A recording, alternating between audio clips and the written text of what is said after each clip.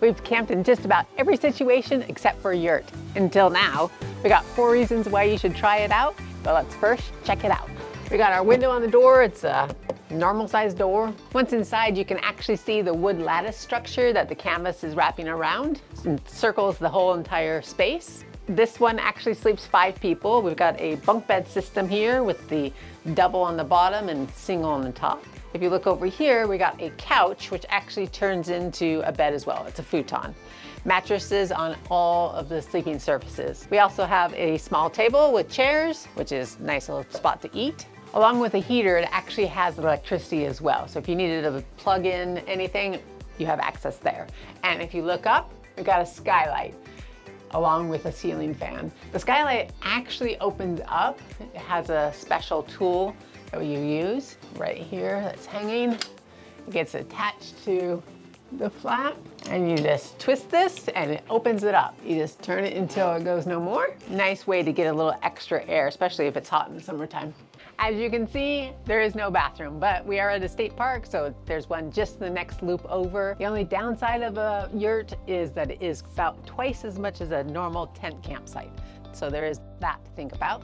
There is, though, a picnic table and fire pit. And in actually this site, we have our water right next to us. Now for the 4 reasons why you should try a yurt.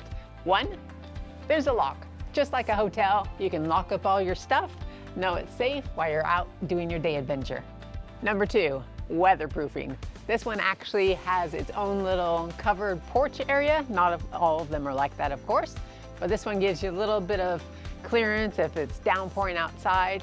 The structure itself is made from this canvas material and it is thick. So you're not gonna be getting any wetness inside, and wind is gonna be blocked as well. You're up off the ground with a wood floor, so for sure you're gonna stay dry. Number 3, it feels really big in here.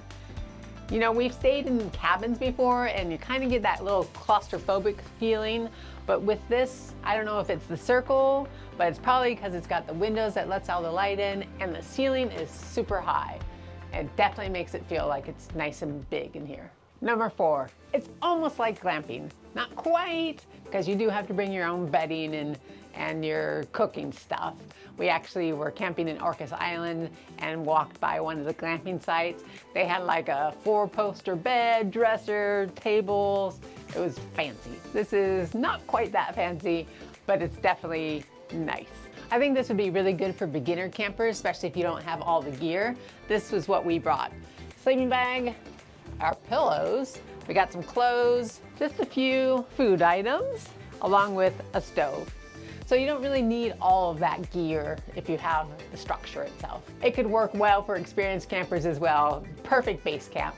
Whether you're out hiking all day or kayaking, you have a place to come back to and you can just sit back, relax on a comfy couch. If you have a really funny yurt story, let us know in the comments below. Otherwise, you can find out more about us at exploretrekadventure.com. Check out this video next and we'll see you next time.